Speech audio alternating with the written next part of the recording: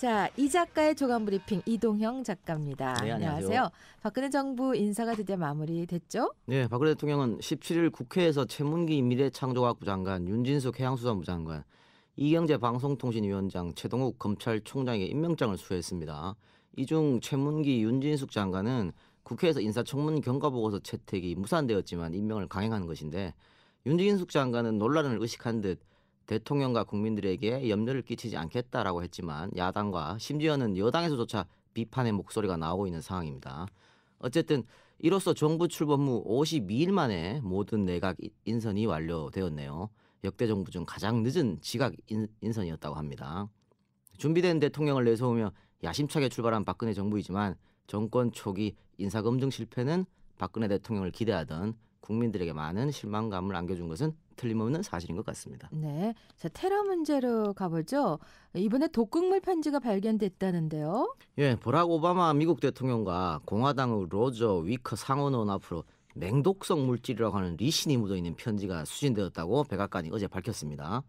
리신이라는 물질은 맹독성 독극물로, 그리고 흔히 독극물로 하려면 정상가리가 유명하지 않습니까? 네네. 그 정상가리보다 독성이 1000배나 강하다고 1000배요. 합니다. 엄청 강한 독극물이네요. 그렇죠. 정상가리도 되게 독한 네. 독극물인데. 네. 근데 다행히도 이 독극물 편지가 사전에 미리 걸러져서 당사자들에게 전달되지는 않았다고 합니다.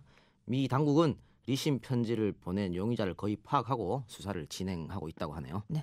4.24 재보선 이제 정말 얼마 남지 않았는데 어제가 여론조사 공표 허용 마지막 날이었습니다. 결과는요? 그 17일 KBS가 발표한 미디어 리서치 여론조사 결과를 보면 서울 노원병에서 무소속 안철수 후보가 44.7%, 새누리당 허준영 후보가 29.6%, 진보정의당 김지선 후보가 5.6%의 지지를 보였습니다. 모르겠다고 응답하신 분은 18.9%였다고 합니다. 또 다른 관심 지역인 부산 영도를 한번 가보겠습니다. 새누리당 김무성 후보가 51.6%, 민주당 김비호 후보는 15.5%, 통합진보당 민병렬 후보가 15.5%로 뒤를 이었습니다. 선거가 일주일 정도밖에 남지 않았는데요.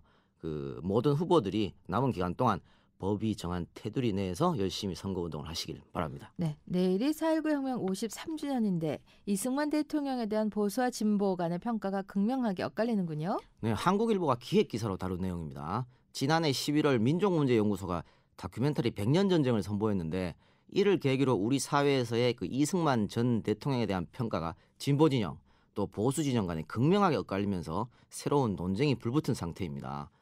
보수 진영에서는 100년 전쟁에 맞설 카드로 또 다른 다큐멘터리 건국의 예언자 이승만 편을 만들어 배포할 예정이어서 보수와 진보 사이에 첨예한 대립은 앞으로도 계속될 전망입니다.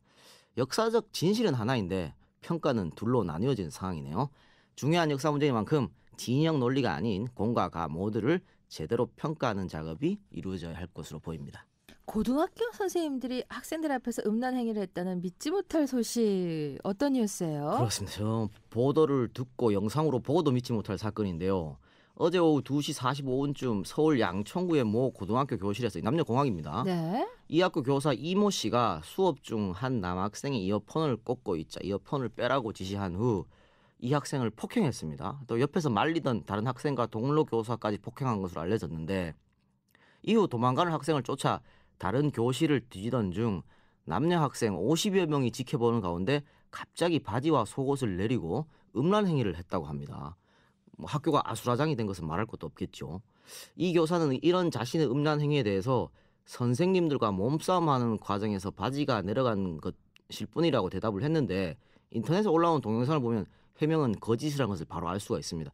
혹시 이순신 보셨습니까? 아니요. 보지 마시길 권해드립니다. 아, 그 동영상이요? 네, 아, 네. 지금 나들고 있어요. 지금 나들고 있습니다. 이 선생님은 정신 좀 이상한 거 아니에요? 그렇지가 않다면 그런 행동을 할 수가 없죠. 저는 그렇게 봅니다. 언빌리버블이에요, 네. 진짜. 예. 학교는 교사를 계약 해지했다고 밝혔는데 경찰의 어떤 조사가 필요할 것 같습니다. 그러니까요. 네. 예. 우리나라 연구팀이 그 어렵다던 세계 7대 수학 난제를 풀었다는데 대단해요. 네, 건국대 조영민 석학 교수팀이 그 주인공입니다. 세계 7대 수학 난제란 클레이 수학 연구소가 수백 년간 풀리지 않은 그 7개의 미해결 수학 문제를 선정해서 발표한 것으로서 클레이 수학 연구소는 한 문제당 100만 달러, 우리 돈으로 약 11억 원의 상금도 거른 바가 있습니다. 그러나 지금까지 문제를 푼 사람은 러시아 수학자 그레고리 페렐만이 2002년에 푼 푸엥카레의 추측 단 하나뿐이었는데요. 조영민 교수팀은 이렇게 어려운 7대 수학 난제 중 하나인 양 밀스 이론과 질량 간극 가설 문제를 풀었다고 합니다. 문제 해결 과정을 청취자 여러분들께 좀 설명해드리고 싶은데 제가 몇 번을 반복해서 읽어봐도 제가 이해를 못하겠더라고요. 그래서 자세한 설명은 생략하도록 하겠습니다. 그러니까 7대 수학 난제겠죠. 그렇겠죠. 예. 설명 안 하셔도 돼요. 그러면은 11억 네. 상금은 바로 지급이 되나요? 바로 지급은 안 되고요. 향후 2년간 연구 결과에 대해 정밀 검증을 진행한 뒤에 거기서도 오류가 발견되지 않으면 상금을 지급한다고 합니다. 이 소식은 경향신문이 23면에서 보도했습니다. 네. 마지막 소식. 육군이 네. 그렇게 갖고 싶어 했다던 탱크 킬러 아파치 헬기가 드디어 우리 군에 도입이 된다는 소식이 있네요. 네, 국방부는 어제죠. 김관진 국방장관 주재로 제66회 방위사업 추진회를 열고 총 1조 8천여 원 규모의 육군 대형 공격 헬기 사업 규정으로 AH-64E와 미국 벨사의 바이퍼, 터키의 T-129 등 3개 후보 기종 중 아파치를 최종 선정했다고 발표했습니다. 2016년에서 18년 사이에 총 36대를 우리나라에 들어올 계획인데요.